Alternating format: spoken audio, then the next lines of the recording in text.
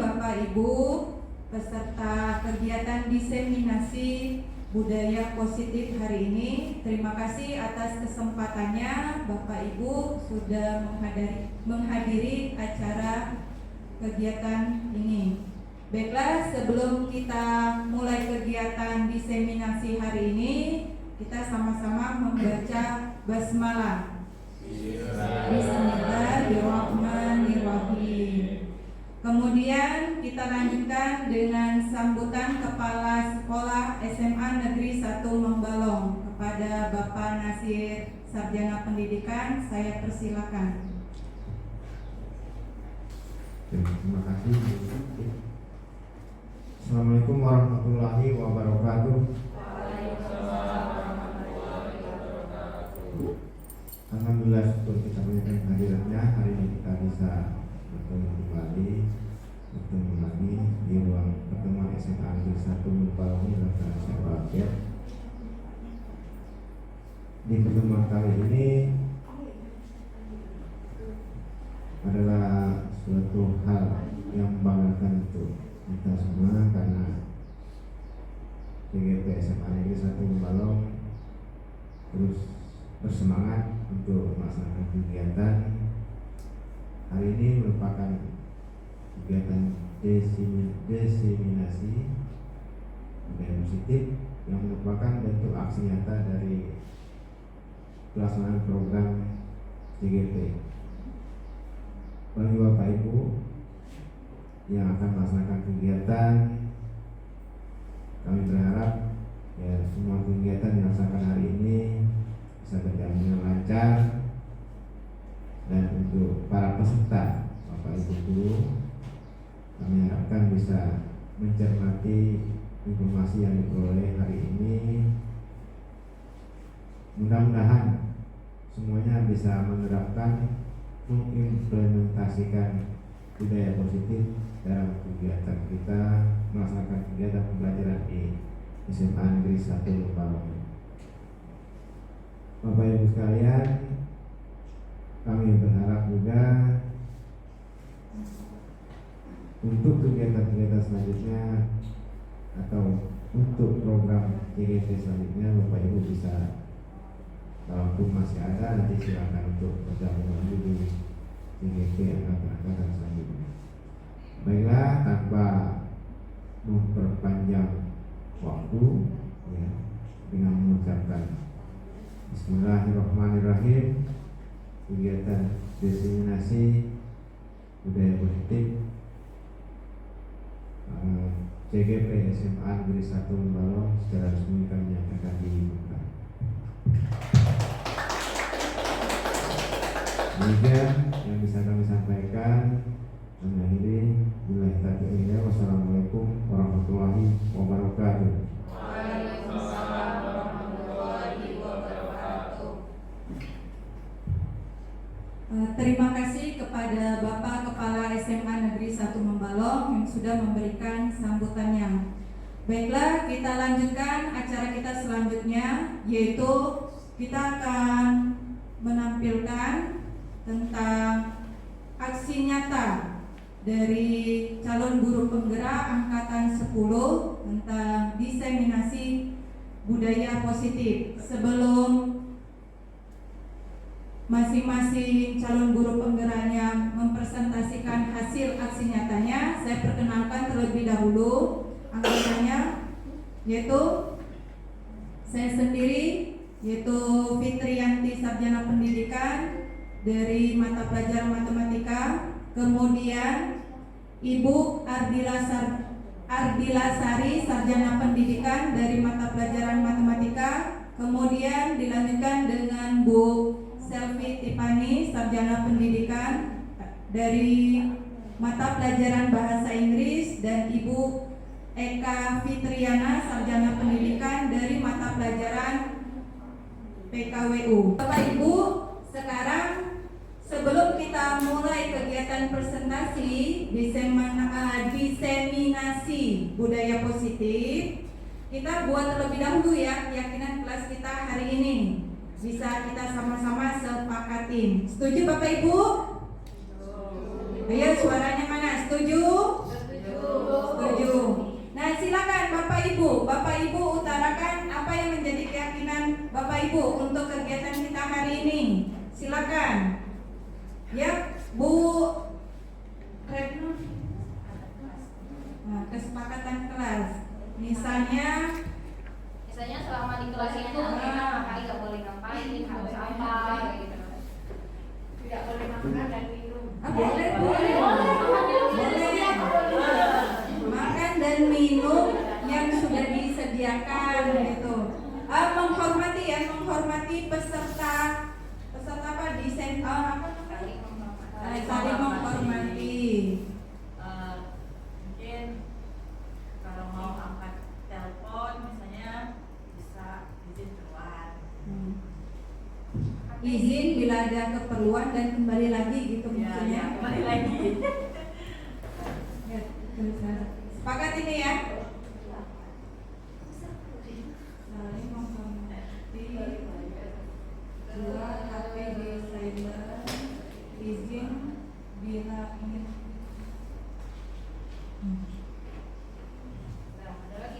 Ada lagi Bapak Ibu?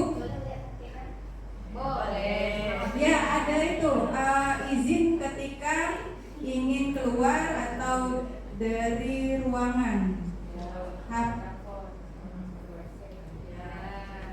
Ini jangan kembali lagi ya Bapak Ibu. Sudah cukup. Aktif dalam kegiatan presentasi ya. Ya betul. Nah, ya.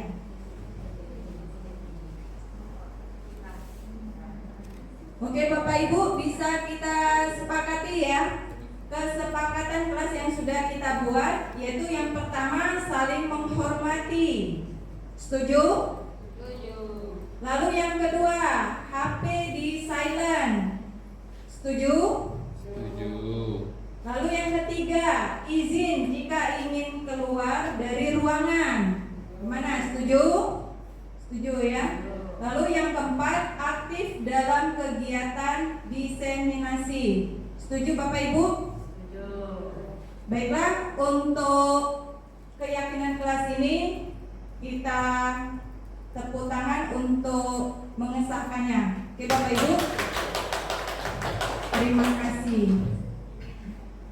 Baiklah, untuk kegiatan kita selanjutnya kita langsung masuk kegiatan presentasi. Assalamualaikum warahmatullahi wabarakatuh. Apa kabar Bapak Ibu guru hebat semuanya? Ya, alhamdulillah pada pagi hari ini kita bisa berkumpul di ruangan aula SMA Negeri 1 Membalong, tentunya dalam keadaan sehat walafiat. Ya, yang saya hormati Bapak Ibu guru hebat semuanya, terima kasih atas waktunya sudah berkenan hadir dalam kegiatan aksi nyata menyebarkan pemahaman dan penerapan pengalaman budaya positif dalam pemenuhan tugas, salah satu tugas CGP Angkatan 10 bersama saya Eka Fitriana SPD dari SMA Negeri 1 Membalong. Baik, Bapak Ibu guru hebat semuanya. Nah, ada beberapa konsep inti budaya positif. Sebelum beranjak ke penjelasan mengenai budaya positif, sebelumnya apakah Bapak Ibu mengetahui budaya positif itu apa? Apa yang ada di pikiran Bapak Ibu ketika mendengar tentang budaya positif?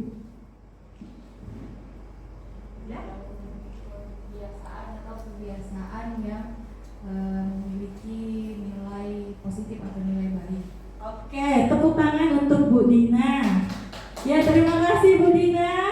Betul, pembiasaan ya, pembiasaan yang memiliki nilai positif. Ya, ada lagi yang lainnya mungkin? Ada lagi? Ketika mendengar budaya positif, apa yang ada di pikiran Bapak Ibu? Kebiasaan nilai-nilai positif gitu yang ada di dalam sebuah sekolah. Ya, Betul, terima kasih kepada Bu Retno. Oke, kita aplaus bersama-sama.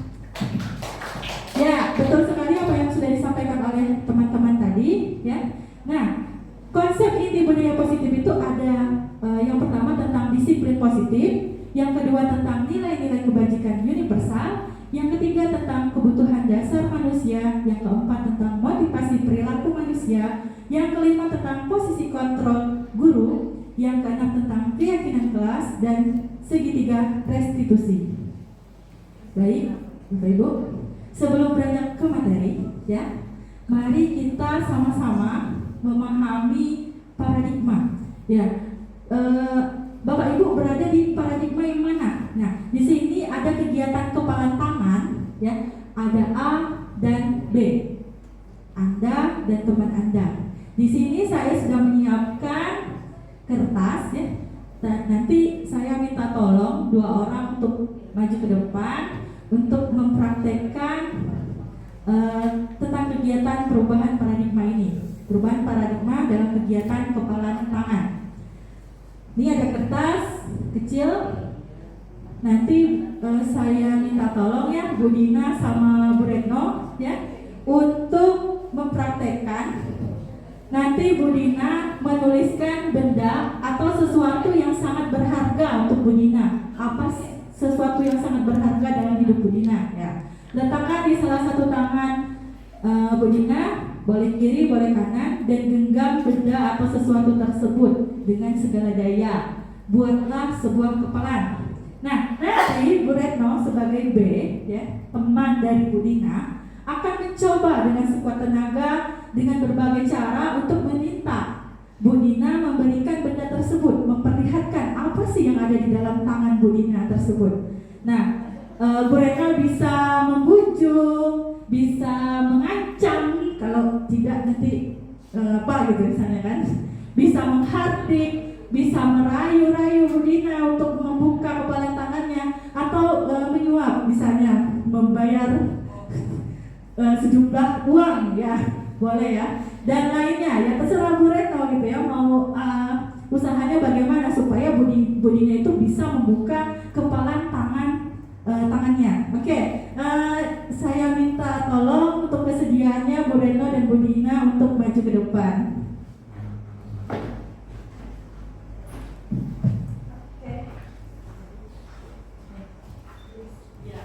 Silakan Bu Dina untuk menuliskan sesuatu yang sangat berharga dalam hidup Bu Dina apa. Nanti Bu Retno rayu-rayu lah Bu Dina gimana caranya Bu Retno supaya Bu Dina bisa membuka kepalan tangannya. Biasa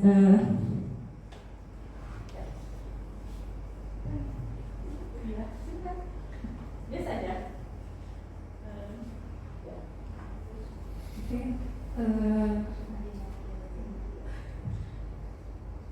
Boleh lihat yang ada di genggaman tanganmu, Bu Dina? Kira-kira soalnya Bu Dina Untuk apa? Saya penasaran apa sih yang ada di dalam genggaman tanganmu? Sesuatu yang berharga buat saya. Tapi saya penasaran, bolehkah saya melihatnya? Kenapa begitu? Saya tidak mau. Tema ini berharga. Ayolah, kita kan teman.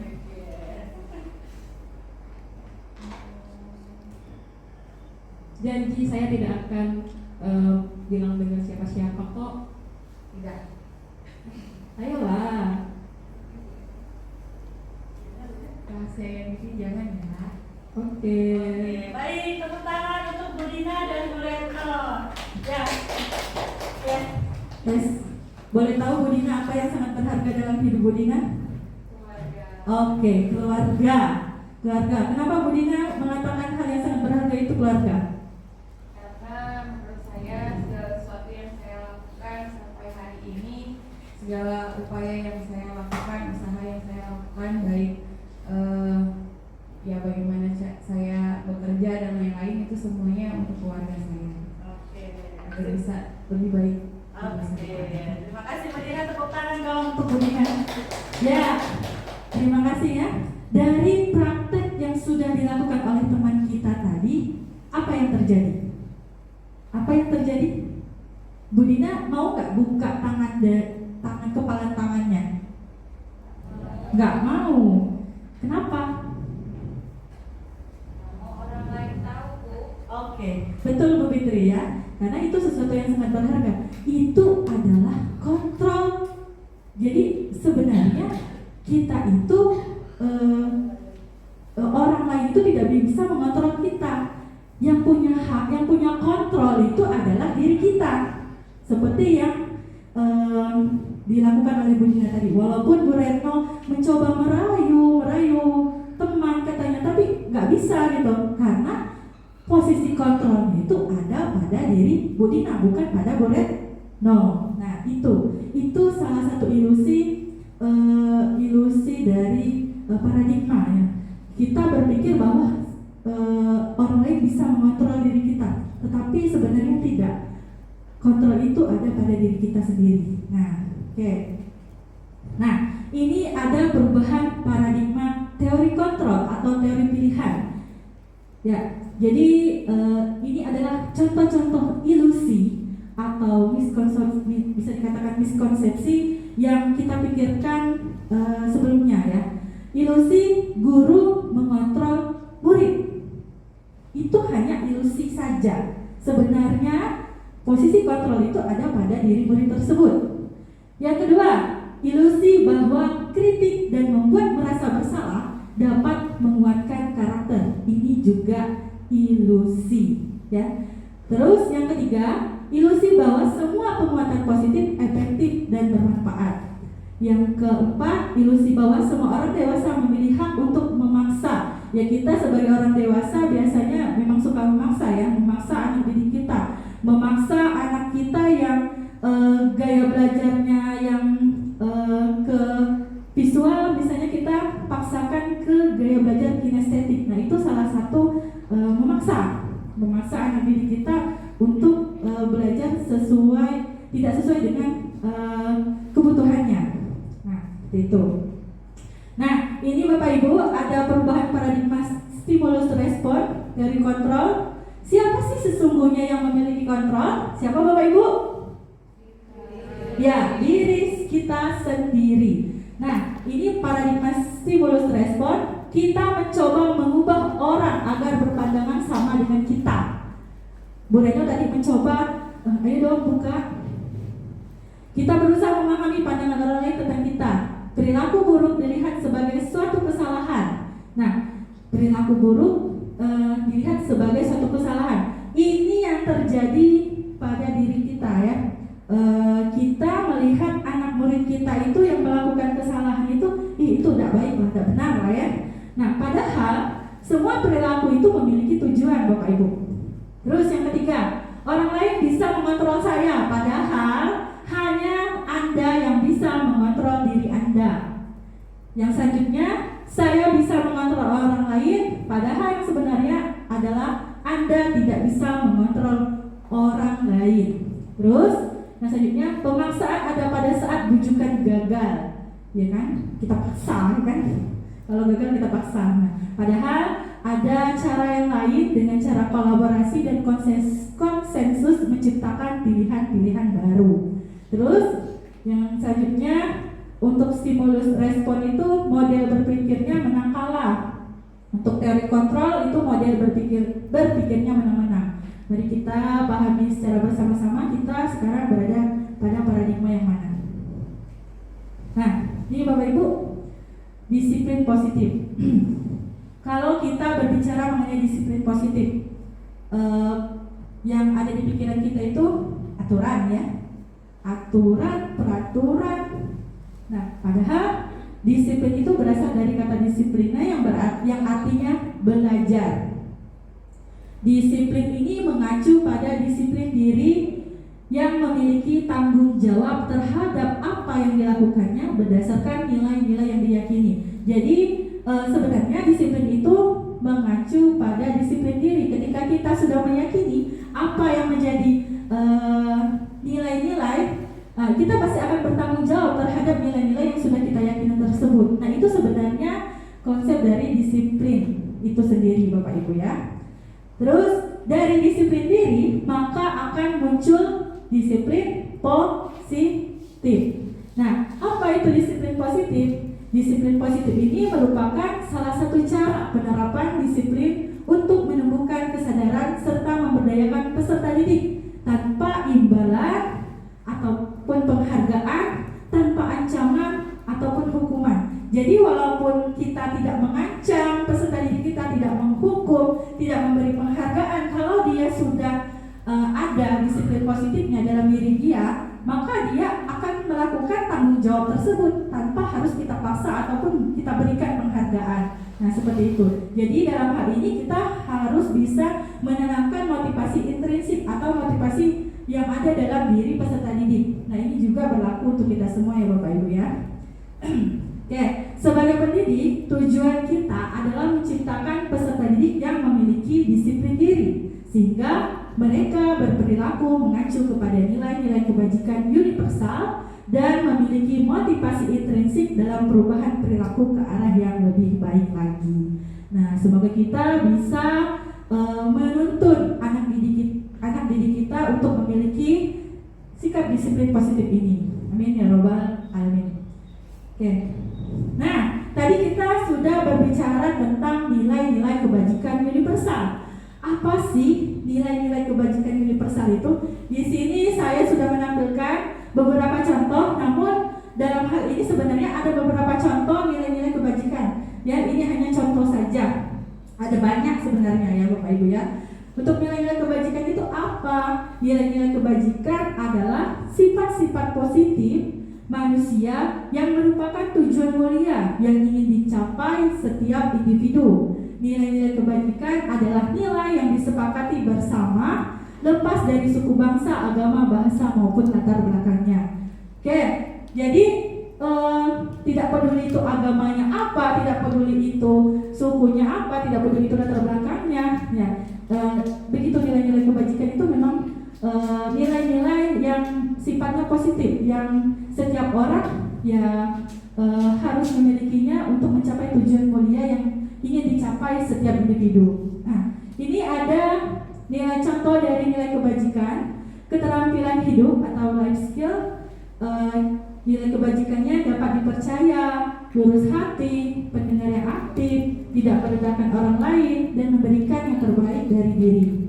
Terus yang selanjutnya dari Ibu Primarius program toleransi, rasa hormat, integritas, mandiri, menghargai, antusias, empati, keingin-tahuan, kreativitas, kerjasama, percaya diri, dan komitmen. Dan yang terakhir, Bapak Ibu sudah tidak asing lagi ya dengan profil belajar Pancasila ya, yang sudah tidak asing lagi di telinga Bapak Ibu. Itu ada berapa nilai Bapak Ibu?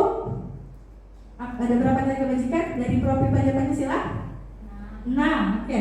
Beriman bertakwa kepada Tuhan Yang Maha Esa dan berakhlak mulia, berkebinekaan global, gotong royong, mandiri, kreatif, dan bernalar kritis. Nah, masih semangat Bapak Ibu semuanya? Masih ya. Oke, yang selanjutnya kebutuhan dasar manusia. Apa sih kebutuhan dasar manusia?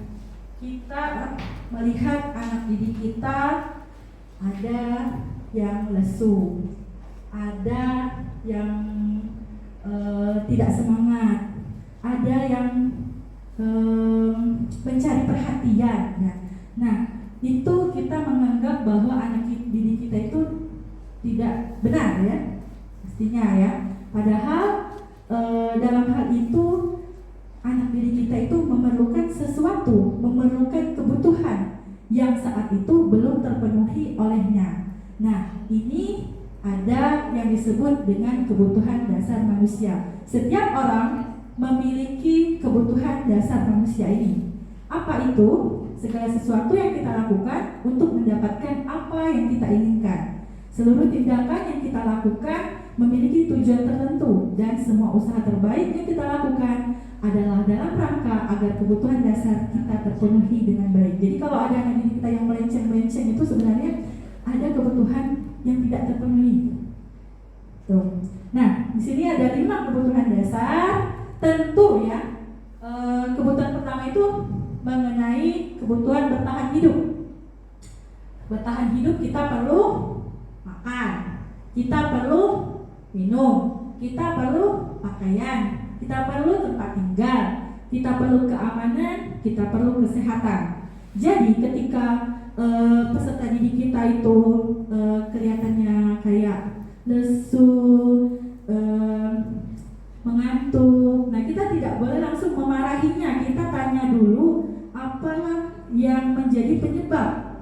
Bisa saja misalnya dia kurang enak badan, berarti dalam hal ini kebutuhan yang dia harus penuhi adalah kesehatan. Atau misalnya belum sempat sarapan misalnya, kita lihat ada biasanya kan yang masih makan ya pada saat kita masuk ya. Nah itu salah satu kebutuhan dia bertahan hidupnya belum terpenuhi, misalnya makanan. Nah itu.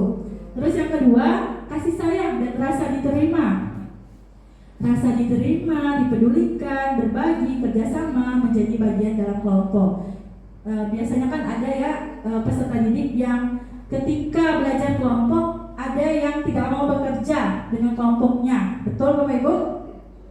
Ya, kenapa? Nah ini bisa kita cari tahu kenapa sih dia seperti itu. Nah, misalnya ini salah satu bentuk kebutuhan dari kasih sayang dan rasa diterima dalam kelompoknya. Nah, terus yang ketiga, penguasaan. Penguasaan ini menyangkut harga diri, keinginan untuk dianggap, memimpin, berprestasi, diakui, didengar. Biasanya kan ada ya peserta didik kita yang pengennya, Bu aku bu, Bu saya yang maju ke depan Bu. Ada ya, mereka pengen diakui, ini loh saya pengen dihargai, pengen dianggap. Nah itu salah satu kebutuhan dasar manusia. Terus yang keempat, kebebasan. Kebebasan ini mandiri, memiliki pilihan, mencoba hal baru, mampu mengendalikan arah dirinya. Nah ini misalnya kaitannya contohnya dalam hal kita memberikan pembelajaran kepada peserta didik kita. Bahwasanya setiap peserta didik itu beragam. Kita tidak bisa menyamaratakan kemampuan peserta didik kita. Kita tidak bisa menyamaratakan minat. Jadi setiap peserta itu memiliki kebutuhan yang berbeda-beda. Dalam hal ini seharusnya mereka diberikan kebebasan untuk menentukan pilihan, misalnya dalam gaya belajarnya, dalam pembelajaran berdiferensiasi ya Bapak Ibu. Terus yang kelima tentang kesenangan, bermain, humor, antusiasme, tertawa. Nah ini kalau di kelas ya kita sering temukan anak-anak yang asik bermain, yang memang anak-anak itu memang masih ingin bermain gitu kan. Kita juga orang dewasa terkadang masih pengen gitu.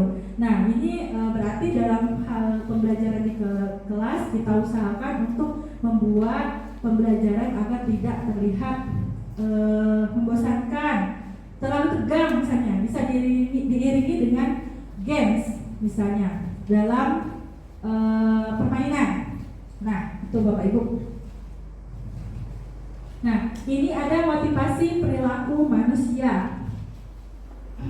Motivasi perilaku manusia itu seperti yang sudah saya sebutkan tadi, bahwa motivasi perilaku manusia itu ada dua, motivasi intrinsik dan motivasi ekstrinsik, dari luar dan dari dalam. Motivasi ekstrinsik ini untuk menghindari ketidaknyamanan atau hukuman.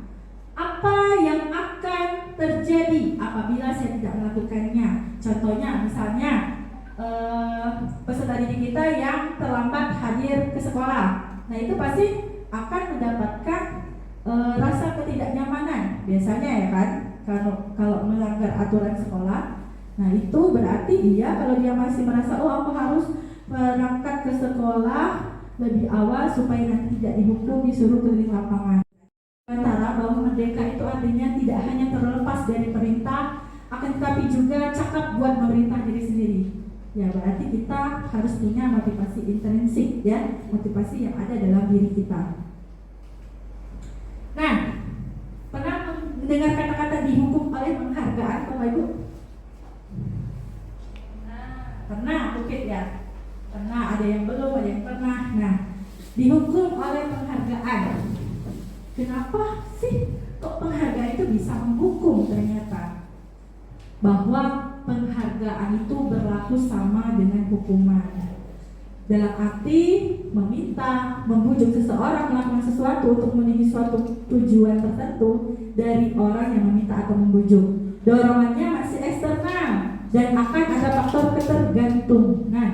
Ya, jadi ketergantungan dalam hal ini bisa dalam pengaruh jangka pendek, yang lebih parahnya lagi akan berpengaruh dalam jangka panjang. Peserta didik kita atau kita akan merasa kalau kita dikasih penghargaan ya. Nah ini kita berbicara peserta didik kita, misalnya kalau kita terus-menerus memberikan penghargaan kepada peserta didik kita, maka mereka akan bergantung pada penghargaan yang kita berikan. Terus yang kedua, penghargaan menghukum, ya, menghukum. Terus yang ketiga, penghargaan mengurangi ketepatan. Nah, selanjutnya penghargaan itu tidak efektif. Penghargaan merusak hubungan. Merusak hubungan ini dalam halnya seperti apa? Ketika kita memberikan penghargaan kepada peserta didik kita, misalnya di dalam kelas, ya, di dalam kelas, terus ada peserta didik kita yang merasa iri. Dia diberi penghargaan, aku enggak, misalnya kan, aku enggak dikasih penghargaan, kayak itu dikhawatirkan akan timbul rasa tidak suka kepada kawan-kawannya yang diberikan penghargaan oleh gurunya tadi, ya, kayak iri dengki lah misalnya kan ya. Nah itu merusak hubungan, contoh penghargaan merusak hubungan. Terus yang selanjutnya penghargaan menurunkan kualitas. Ketika peserta didik diberikan tugas, kalau tidak diiming-imingi oleh penghargaan, tidak dikasih duit nih, gak apa-apa lah, gak usah bagus-bagus, mau dikasih duit baru bagus-bagus. Nah itu salah satu contoh dari penghargaan itu menurunkan kualitas. Terus penghargaan mematikan kreativitas, sama halnya dengan menurunkan kualitas tadi ya Bapak Ibu. Terus yang terakhir yaitu tentunya dalam hal ini rangkumannya semuanya ini penghargaan dapat mengurangi motivasi intrinsik karena mereka melakukan sesuatu itu atas dorongan penghargaan, bukan karena dorongan atau kesadaran diri mereka. Nah ini, oke. Ini bentuk program kebajikan, apresiasi. Dalam memberikan apresiasi atau pengakuan perlu diingat beberapa hal. Kita sering ya kasih apresiasi kepada adik-adik kita, tepuk tangan, atau sekedar mengucapkan terima kasih kepada adik-adik kita. Nah itu bentuk-bentuk apresiasi. Nah, beri pengakuan secara khusus kepada peserta didik kita. Beri pengakuan secara pribadi, beri pengakuan kepada semua murid, bergantian. Jadi kita memberikan pengakuan atau apresiasi itu bukan hanya kepada orang-orang yang tentu saja. Terkadang saya juga ya abai terhadap peserta didik yang kalau kita lihat biasanya di kelas kita selalu memuji anak yang baik, yang bagus misalnya. Nah ini dalam hal ini kita harus memberi pengakuan kepada semua murid. Terus yang keempat, beri pengakuan secara konsisten. Dan yang terakhir, fokus pada proses. Yang paling utama kita harus memfokuskan pada proses. Tuh. Nah, ini contoh pengakuan atau apresiasi kebajikan. Pembuka misalnya, kemarin saya perhatikan apa yang kebajikannya, rasa empati besar sekali pada saat situasinya sedang menolong murid baru di kelas kita. Terus misalnya saya menghargai. Nah, ini nilai kebajikannya apa? Kepedulian misalnya. Terus pada saat kamu membantu teman-temanmu di tugas kelompok. Terus saya sekedar mengucapkan terima kasih kepada anak didik kita, itu juga salah satu bentuk apresiasi. Mereka akan merasa dihargai, diucapkan terima kasih ya, itu pentingnya. Terus selanjutnya, nah nih Bapak Ibu, ada tindakan guru yang berkaitan dengan hukuman dan konsekuensi. Bapak Ibu pernah mendengar, Bapak Ibu tahu apa perbedaan hukuman dan konsekuensi? Belum ya Bapak Ibu ya. Nah kalau dilihat secara sekilas kayak nampak sama tapi sebenarnya berbeda ya. Hukuman ini hukuman ini tidak terencana. Kalau konsekuensi itu terencana. Jadi hukuman itu secara tiba-tiba, murid tidak tahu apa yang akan guru tersebut lakukan. Yang nantinya kepada murid tersebut ketika murid tersebut melakukan kesalahan. Tetapi konsekuensi terencana, jadi memang sudah ada kesepakatan dari awalnya kalau kamu tidak melakukan ini kamu akan dapat konsekuensinya seperti ini.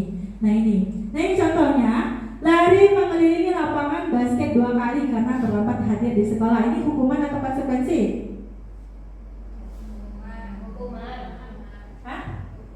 Hukuman. Oke, nanti kita lihat jawabannya. Yang kedua, menggantikan kertas tugas teman yang telah dicoret-coret. Ini hukuman atau konsekuensi?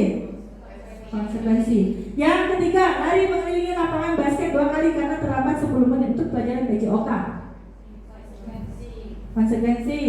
Yang keempat, mencatat 100 kali dalam buku kalimat saya tidak akan terlambat lagi karena terlambat ke sekolah. Hukuman. Oke, kita lihat bersama-sama apakah jawaban dari Bapak Ibu benar atau salah. Ya, ini ya ternyata benar ya Bapak Ibu, tepuk tangan untuk kita semua. Ya, betul sekali apa yang sudah dikatakan saya tadi bahwa hukuman itu tidak terencana. Tiba-tiba si anak diminta untuk berlari keliling lapangan karena terlambat hadir di sekolah. Dan kamu terlambat, kamu keliling 5 kali atau 10 kali putaran. Itu hukuman karena tidak ada hubungannya dengan dia terlambat dan lari di lapangan. Tetapi ketika dia terlambat hadir 10 menit di pelajaran PJOK, lari itu masih ada kaitan dengan pelajaran PJOK, ada pelajarannya. Nah ini menjadi konsekuensi, ada hubungannya dengan tindakan yang dia lakukan. Terus yang kedua, menggantikan kertas tugas teman yang telah dicoret-coret, ya harus tanggung jawab. Begitu pula dengan yang keempat, itu hukuman juga karena tidak ada hubungan terlambat dengan mencatat 100 kali dalam buku, ya. Tuh. Nah, ini apa yang dimaksud dengan hukuman, konsekuensi, dan restitusi. Pernah mendengar kalimat restitusi, Bapak Ibu? Hah? Belum? Oke. Restitusi, ya. Kalau hukuman tadi sudah paham ya, kita sering memberikan hukuman kepada peserta didik kita sering memberikan konsekuensi kepada peserta didik kita. Nah mungkin dari restitusi ini ada yang sudah, ada yang belum. Tanpa kita sadari mungkin kita sedang melakukan restitusi atau masih ada langkah-langkah yang belum kita lakukan. Nah ini, hukuman dalam pendidikan adalah tindakan yang diambil oleh guru atau pihak sekolah sebagai respon terhadap perilaku siswa yang melanggar aturan atau norma yang telah ditetapkan.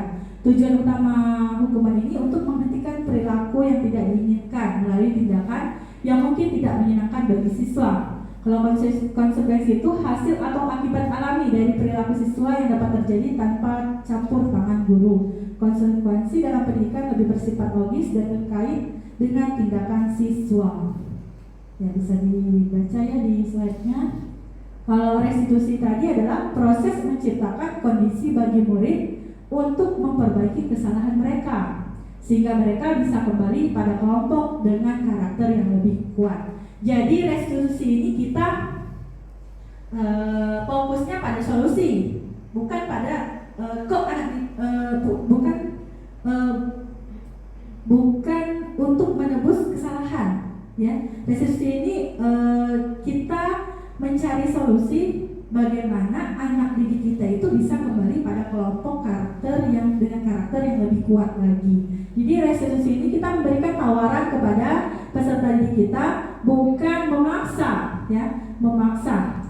Jadi restitusi itu fokus pada solusi dan dapat mengembalikan murid yang melanggar keyakinan kelas pada kelompoknya dengan pemahaman diri yang lebih baik lagi. Nah, ketika mereka sudah ada motivasi intrinsiknya, tentunya mereka akan bertanggung jawab terhadap nilai-nilai yang mereka yakini dan mereka akan mencari solusi bagaimana supaya saya tidak melakukan hal yang seperti itu lagi atau kesalahan yang seperti itu.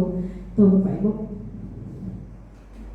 Nah, nih ada perbedaan hukuman, konsekuensi, dan restitusi. Nah, jadi pada hukuman ini kita akan memberikan identitas gagal kepada peserta didik kita. Kenapa?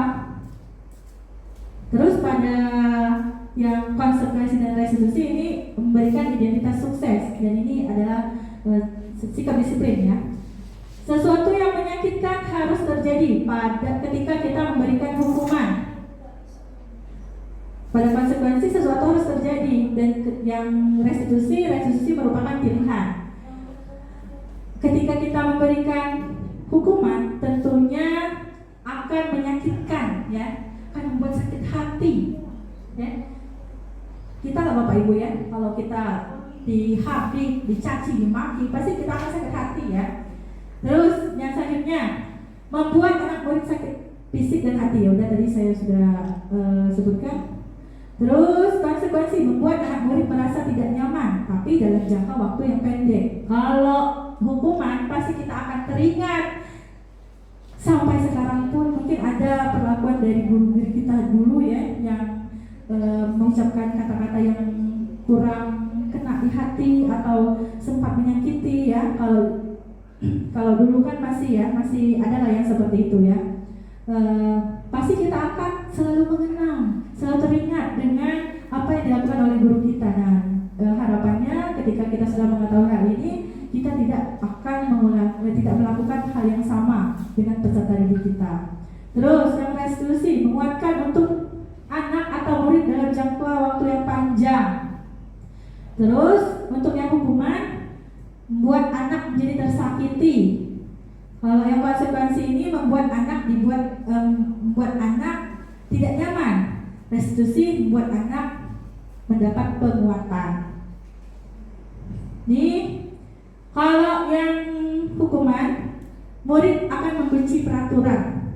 Kalau konsekuensi, murid akan menghormati peraturan. Dan restitusi ini lebih bagus lagi, murid akan menghormati dirinya dan orang lain. Terus yang hukuman, modenya mode paksaan. Kalau konsekuensi ini stimulus respon. Kalau restitusi itu teori kontrol. Nah, pada hukuman mendorong menyerahkan diri, konsekuensi mendorong kepatuhan, dan restitusi tentunya kita mengharapkan untuk mendorong murid kita supaya memiliki sikap disiplin positif. Terus untuk hukuman konsep diri yang buruk, konsekuensi konsep diri yang baik, ada yang lebih bagus lagi ya, pada restitusi yaitu konsep diri yang kuat. Terus yang selanjutnya, hukuman murid anak akan belajar untuk menyembunyikan kesalahan. Masih ingat cerita Doraemon Bapak Ibu? Masih? Apa yang dilakukan si Nobita kepada ibunya? Kaitannya dengan belajar untuk menyembunyikan kesalahan. Apa yang dilakukan oleh Nobita?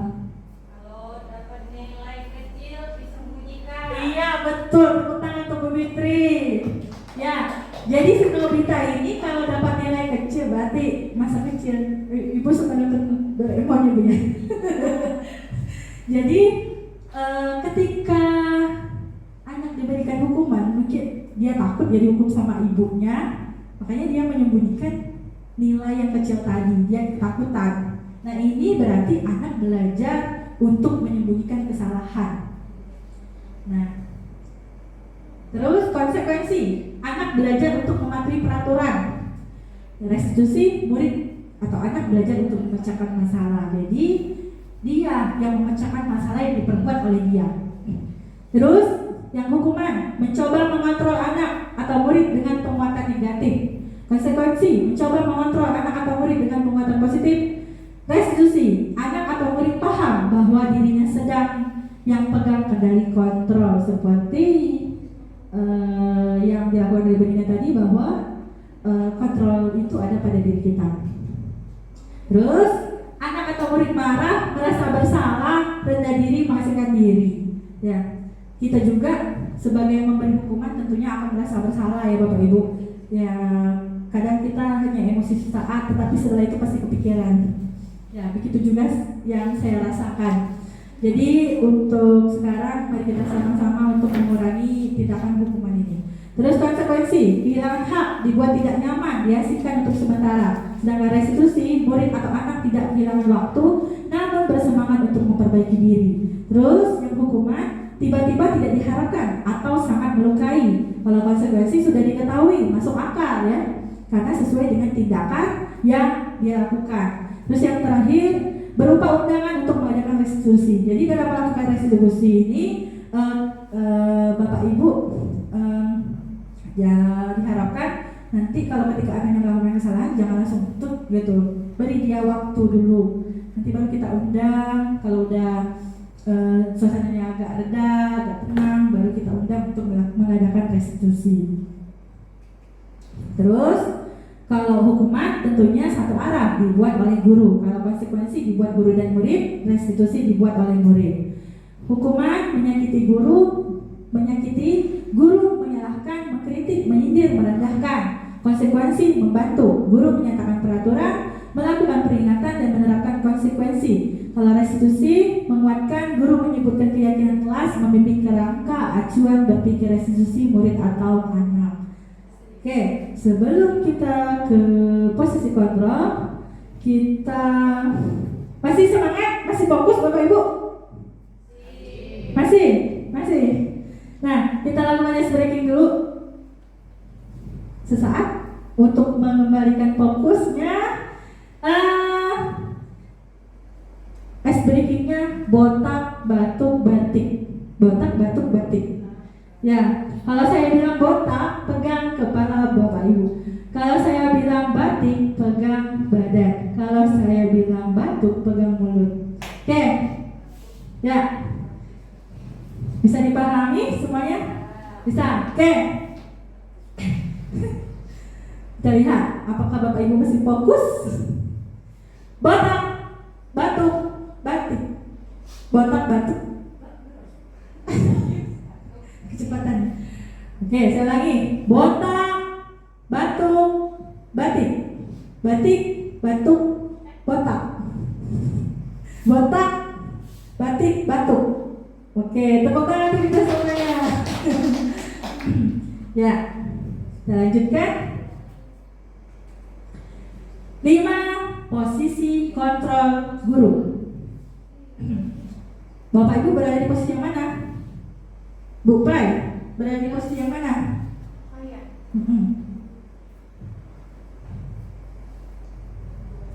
Ini saya penghukum. Oke, Bu Prai penghukum. Satu aja Bu? Ya. Satu aja. Oke, nggak apa-apa. Ya. Kalau Bu Herni? Kadang penghukum, kadang membuat merasa bersalah, kadang teman juga. Oh ya, kumplit ya Bu Herni ya. Berarti ada penghukum, pembuat merasa bersalah, kadang teman ya. Kalau Bu Retno? Ya, lebih ke hukum sama membuat merasa bersalah juga sih sama. Oke, sip. Ya, nggak apa-apa ya. Itu yang pernah kita lakukan atau yang sering kita lakukan kepada peserta didik kita. Saya juga seringnya menghukum, membuat merasa bersalah, dan teman yang jarang itu, yang paling jarang itu sebagai manajer ya Bapak Ibu ya. Oke, apa sih posisi kontrol sebagai penghukum, pembuat merasa bersalah, teman, pemantau atau manajer? Jadi seperti yang sudah ketahui bersama bahwa penghukum ini tadi kita memberikan hukuman ya, tidak terencana.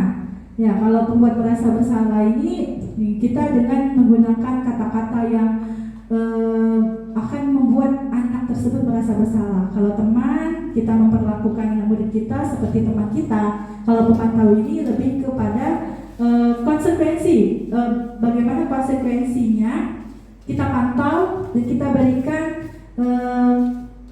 konsekuensi kepada anak didik kita. Yang terakhir manajer, ini berkaitan dengan restitusi yang kita lakukan dengan peserta didik kita. Nah, di sini ada contoh penerapan 5 posisi kontrol guru. Kasus, ini ada satu kasus siswa tidak memakai atribut lengkap saat upacara bendera. Kalau penghukum, Pak Ade, apa yang Pak Ade lakukan ketika melihat siswa tidak memakai atribut lengkap saat upacara bendera? Diingatkan. Diingatkan. Udah, baca. Oke. Oke, sip. Kalau Pak Ade diingatkan, kalau Bu Herni Sama diingatkan juga. diingatkan juga. Dan ditanya kenapa kamu tidak pakai atribut lengkap? Oke, sip. Ya, ada yang guru nggak peduli ya, nggak peduli dia. Pokoknya kalau nggak pakai atribut lengkap, silakan hormat pada bendera selama 1 jam. Misalnya, itu berarti penghukum. Kamu nggak pakai atribut lengkap, silakan keliling lapangan selama sebanyak 10 kali misalnya. Itu. Terus, pembuat merasa bersalah. Berapa kali ibu atau bapak harus memberitahu kamu?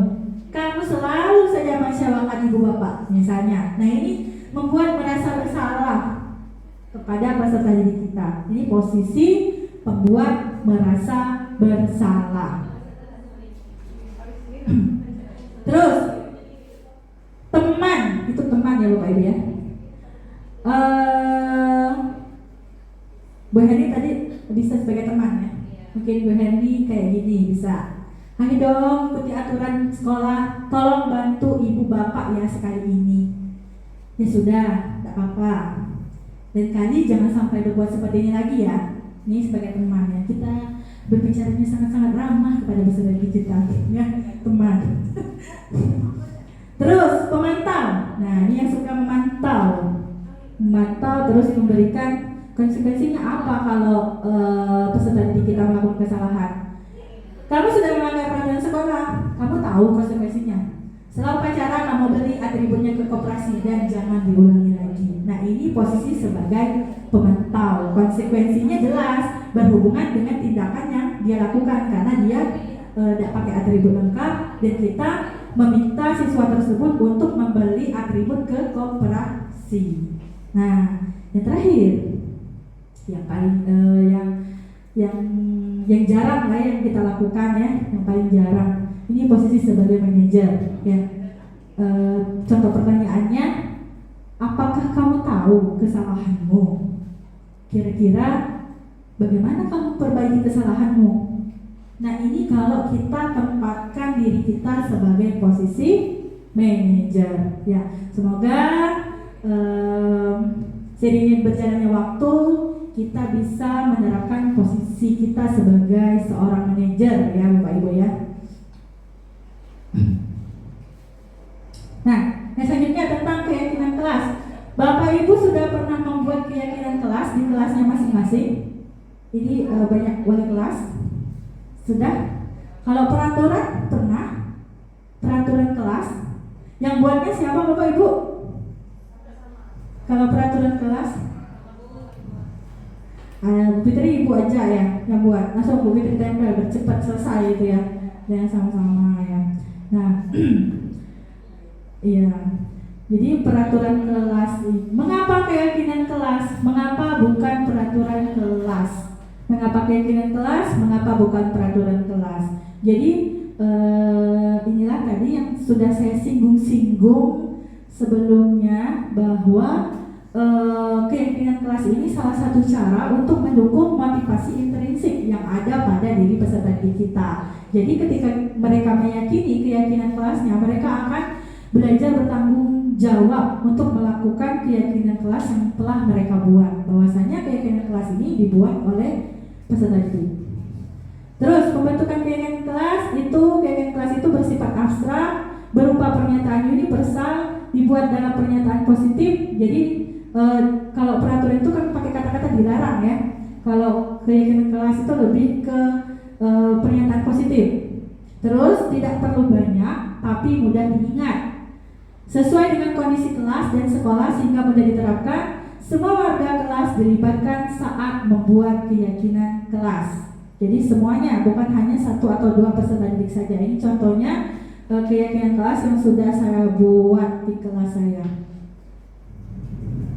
Nah, yang terakhir tentang segitiga restitusi.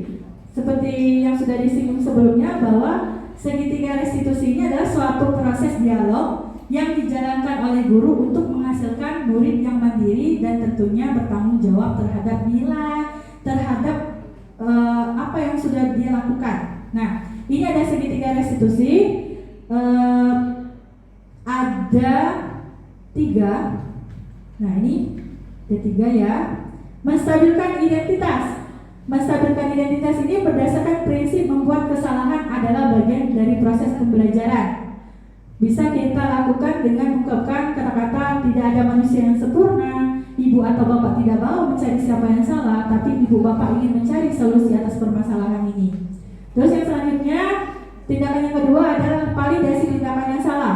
Berdasarkan prinsip setiap perilaku berupaya memenuhi suatu kebutuhan tertentu. Bisa kita ungkapkan dengan kata-kata, kamu pasti punya alasan. Masa tadi itu pasti punya alasan mengapa mereka melakukan kesalahan itu. Yang kedua, kamu melakukannya karena mempertahankan sesuatu yang penting bagimu. Ya kayak Bu Dina tadi ya, mempertahankan kepala tangannya. Terus menanyakan keyakinan. Berdasarkan prinsip teori kontrol bahwa pada dasarnya kita termotivasi secara intrinsik. Pertanyaannya, kamu pasti punya alasan mengapa kamu melakukan itu. Kamu melakukannya karena mempertahankan sesuatu yang penting bagimu. Nah, ini menanyakan keyakinan kepada peserta didik kita. Nah, ini contoh penerapan segitiga restitusi yang sudah saya lakukan.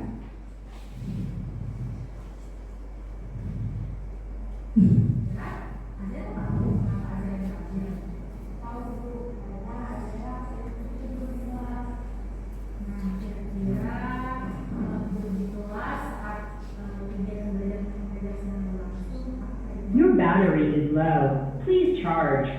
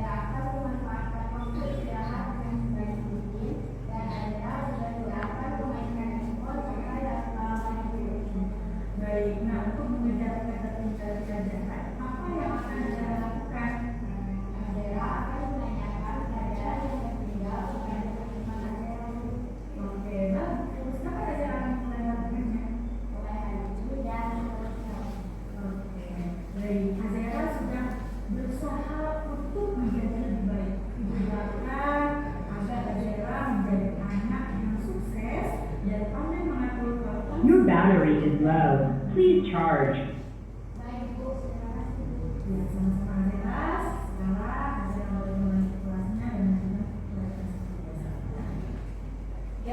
Itu salah satu contoh penerapan segitiga restitusi yang sudah saya lakukan. Ketika kita memberikan penawaran bukan memaksa peserta didik kita. Ketika mereka memecahkan solusi atas permasalahan yang mereka lakukan, bukan dari gurunya ya. Terakhir, penutup, dalam penerapan program disiplin positif, hendaknya guru memiliki standar kepribadian, profesional, dan sosial yang baik, di mana guru mampu merefleksi dirinya dalam posisi kontrol saat ini. Bagaimana perjalanan dirinya sebagai among atau manajer yang menuntun murid-muridnya menjadi insan yang mandiri, menjadi insan yang merdeka, menjadi insan yang bertanggung jawab tentunya. Semoga kita bisa menjadi pendidik yang terus mau belajar, terus mau memperbaiki diri kita ke arah yang lebih baik lagi. Di sini saya bukan menggurui ya Bapak Ibu, kita sama-sama belajar, saya pun juga masih belajar, dan semoga kita bisa menjadi lebih baik lagi tentunya. Oke, terakhir, terima kasih yang sebesar-besarnya kepada Bapak Ibu guru semua yang sudah berkenan hadir dalam kegiatan aksi nyata saya diseminasi tentang budaya positif. Terima kasih Bapak Ibu. Akhir kata saya ucapkan Assalamualaikum warahmatullahi wabarakatuh.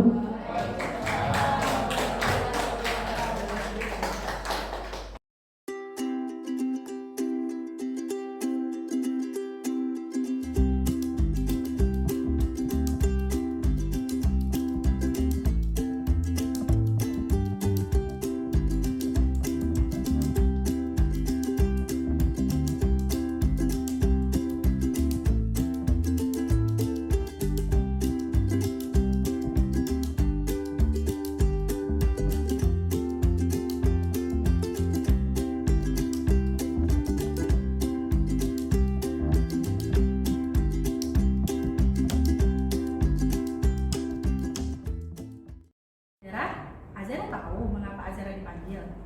Tahu Bu, karena Azera sering tertidur di kelas. Nah, kira-kira kalau tidur di kelas saat kegiatan belajar mengajar sedang berlangsung, apakah itu baik? Tidak Bu, Azera minta maaf ya Bu. Ya, Azera, Ibu tahu setiap manusia pasti pernah melakukan kesalahan. Ibu pun juga pernah. Namun di sini Ibu tidak mencari siapa yang salah. Mari kita sama-sama berdiskusi untuk mencari solusi dari permasalahan ini, supaya Azera tidak tertidur lagi di dalam kelas. Baik Bu. Ya, lalu mengapa ya akhir-akhir ini Azera sering terlihat lesu, mengantuk, bahkan tertidur di dalam kelas? Maaf Bu, Azera mengantuk karena Azera sering tidur sampai larut malam. Begitu ya Azera. Mengapa Azera sampai tidur larut malam? Iya Bu, Azera tidur sampai larut malam karena Azera membantu ibu Azera untuk membuat kue untuk dijual besoknya. Sedangkan yang biasanya membantu ibu Azera adalah ayah Azera. Tapi ayah Azera sekarang sedang pulang kampung ke Jawa. Jadi Azera yang membantu ibu Azera. Setelah membantu ibu, Azera biasanya sulit untuk tidur Bu. Jadi Azera main handphone dan kebablasan. Dan Azera baru bisa tidur itu sekitar jam 1 atau jam 2 malam Bu. Wah, larut sekali ya Azera sampai jam 1 sampai jam 2 malam ya. Nah, dalam hal ini membantu orang tua itu adalah perbuatan yang sangat terpuji. Ibu sangat bangga kepada Azera karena Azera adalah anak yang berbakti kepada orang tua. Nah, namun mengikuti pelajaran di sekolah dengan semangat, tidak mengantuk, bahkan sampai tertidur di kelas itu juga penting. Nah, supaya Azera tidak ketinggalan pelajaran dan prestasi Azera pada semester ini tidak menurun. Nah, Ibu mau tanya, apakah tidur di dalam kelas pada saat jam pelajaran itu sesuai dengan keyakinan kelas kita? Tidak Bu. Nah, kira-kira menurut Azera, keyakinan kelas apa yang berkaitan dalam hal ini? Menghormati dan menghargai orang lain Bu. Nah, apakah Azera bersedia memperbaiki kesalahan yang sudah Azera perbuat? Bersedia Bu, Azera berjanji tidak akan mengulangi kesalahan ini lagi. Oke Azera, janji tidak akan melakukannya lagi itu sangat baik. Tapi apa yang bisa Azera lakukan untuk memperbaiki kesalahan tersebut? Azera akan mengatur waktu dengan sebaik mungkin. Azera juga tidak akan tidur sampai larut malam lagi. Azera akan memanfaatkan waktu istirahat dengan sebaik mungkin. Dan Azera juga tidak akan memainkan handphone sampai larut malam lagi Bu. Baik, nah untuk mengejar ketertinggalan pelajaran, apa yang akan Azera lakukan? Azera akan menanyakan pelajaran yang tertinggal kepada teman-teman Azera Bu. Oke, bagus. Kapan Azera akan mulai melakukannya? Mulai hari ini dan seterusnya Bu. Oke, baik. Azera sudah berusaha untuk menjadi lebih baik. Ibu doakan agar Azera menjadi anak yang sukses dan pandai mengatur waktu serta belajar dengan penuh semangat tentunya. Baik Bu, terima kasih Bu. Ya, sama-sama Azera. Sekarang Azera boleh kembali ke kelasnya dan melanjutkan pelajaran seperti biasanya ya. Baik Bu.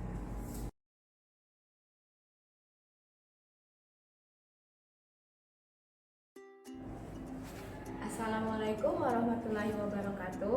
Perkenalkan, nama saya Azera Novita dari kelas 11 SMA Negeri 1 Membalong. Tadi saya dipanggil oleh Ibu Eka karena akhir-akhir ini saya sering tertidur di kelas saat jam pelajaran. Akan tetapi, Ibu Eka tidak memarahi saya. Kami berdiskusi untuk mencari solusi dari kesalahan yang telah saya lakukan. Ketika sedang melakukan restitusi, saya merasa dihargai. Terima kasih Ibu Eka.